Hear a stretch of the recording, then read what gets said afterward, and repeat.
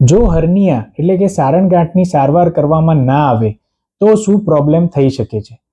સારણગાંઠની અંદર જો આંતરડું મતલબ કે ઇન્ટેસ્ટાઇનનો કોઈ ભાગ આવીને ફસાઈ ગયો તો એ તમને ઇમિડિયેટલી ઓપરેશન કરવાની જરૂર પડાવી શકે છે. એની અંદર એ ભાગ ફસાઈ જવાથી વોમિટિંગ અથવા તો એબ્ડોમિનલ પેઇન એટલે કે પેટમાં સખત દુખાવો ઉપડી શકે છે અને તમને સ્ટૂલ પણ બંધ થઈ શકે છે અને પેટ ફૂલી જવું. તો એવા સમયે જો આંતરડાનો ભાગ આવીને ફસાઈ જાય અને એ ભાગ કાળો પડી જાય તો મોટું ઓપરેશન આવી શકે છે અને એવી કન્ડિશનમાં આપણે જાળી પણ ના મૂકી શકીએ એવું થઈ શકે છે. એટલે હર્નિયાને ક્યારેય ઇગ્નોર કરવું નહીં. જલ્દીથી જલ્દી નજીકમાં કોઈ ડૉક્ટર અથવા તો શાલિન મલ્ટી સ્પેશિયાલિટી હોસ્પિટલમાં તમે મારો સંપર્ક કરી શકો છો. ધન્યવાદ.